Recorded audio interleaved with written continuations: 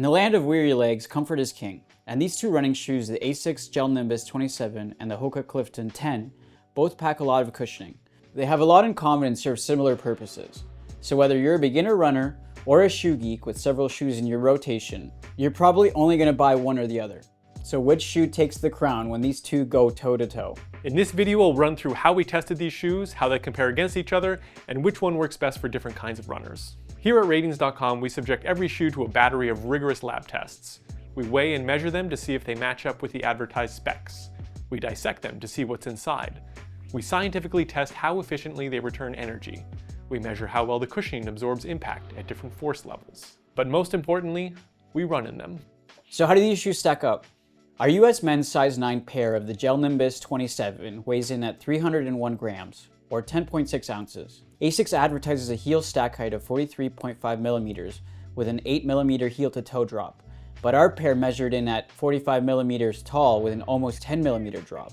It's taller than the Nimbus 26, but weighs about the same. Thanks to a lighter upper that offsets the heavier midsole, the midsole is made from an EVA-based foam that ASICS called Flight Foam Blast Plus Eco. EVA is a pretty basic compound that's found in everything from Crocs to yoga blocks. So while it's not cutting edge, it provides stable, reliable cushioning for each stride. As for the Hoka Clifton 10, our US men's size 9 pair weighs 273 grams or 9.6 ounces. Still not a featherweight, but lighter than the Nimbus. It's not quite as tall either, measuring 41 millimeters under the heel. Once again, we measure an almost 10 millimeter drop from heel to toe. Both of these shoes are well suited to heel strikers, so this might not be a problem if you're hoping for more cushioning under your heel. The Clifton 10's midsole is also made from EVA foam. The Clifton series is Hoka's no-frills daily trainer lineup, and this version doesn't come with any bells and whistles, just lots of cushioning out of the box, even more than the previous Hoka Clifton 9. When we put these shoes' midsoles through the compression machine, we measure two things. How much of the force applied is returned, which tells us how bouncy the shoe is, and how much of the applied force is absorbed, which tells us how good the cushioning is. Neither of these shoes are meant to be speed demons, so we wouldn't expect the energy return scores to be high. But quite frankly, they both did pretty bad. The energy return in the heel is pretty similar for both of these shoes, which is to say, terrible.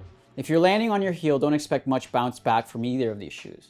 In the forefoot, we do see a difference though. The Nimbus returns slightly less energy in the forefoot than it does in the heel, and relies more on its rocker geometry to help with the heel to toe transitions. The Clifton 10 returns energy much better in the forefoot than in the heel. It's still not great, but it means you get more of a spring in the push-off phase. But we give credit where credit is due. Both shoes do a better job of returning energy than their predecessors, the Nimbus 26 and the Clifton 9.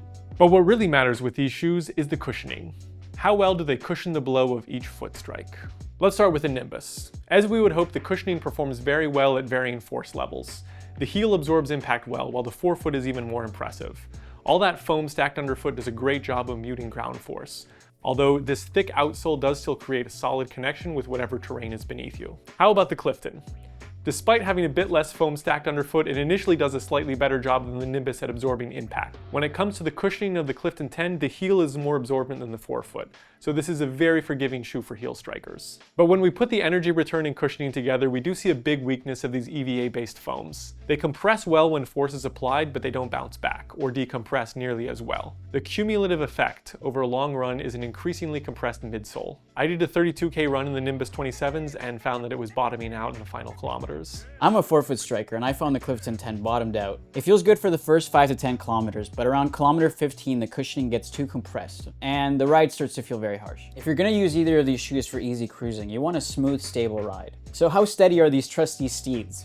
Neither shoe is marketed as a stability shoe, but both have good stability. Both shoes have a wide base that creates a stable platform for takeoff and landing. Hoka's design includes what it calls an active foot frame, which is just a way of saying that the midsole foam wraps around the rear foot, helping to reduce side-to-side movement. The Nimbus 27 has a similar feature with raised midsole sidewalls that provide extra stability. So is there any difference in how stable these shoes feel? The Nimbus 27 has a fully gusseted tongue, which helps with lockdown, whereas the Clifton 10's tongue is only semi-gusseted. Returning to the differences between the heel and the forefoot, the Nimbus 27 has a firmer heel, whereas the Clifton 10 has a firmer forefoot. So heel strikers might feel a little bit more stable landing in the Nimbus, but more stable toeing off in the Clifton 10. Both of these shoes have a stable ride, but the Nimbus feels smoother, while the Clifton feels flat. Both of these shoes have a lot of cushioning underfoot, but how do they feel inside? The Nimbus has a heavily padded heel collar, so it's comfortable as soon as you step in. The rest of the upper is fairly lightweight though, and this jacquard mesh feels very breathable. The Clifton 10's upper is all around thicker, and maybe the most noticeable difference between these shoes' uppers is the thickly padded tongue.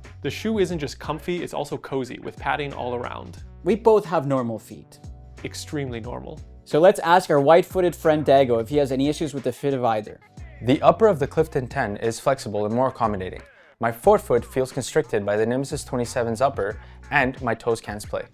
Both of these shoes are staples of their respective brands' lineups. The Clifton 10 is Hoka's classic daily trainer, and one of the most popular Hoka shoes precisely because it's one of their most versatile. The Gel Nimbus is one of ASIC's longest running product lines, stretching all the way back to the 1990s. So both shoes are doing something well, but are they doing it better than the others? Among classic daily trainers, the Clifton stands out for being more heavily cushioned than, say, the Brooks Pegasus 41 or Brooks Ghost 17. Hoka is famous for its tall stack cushioning, but the Clifton 10 is not the softest shoe in their lineup. That would be the Bondi.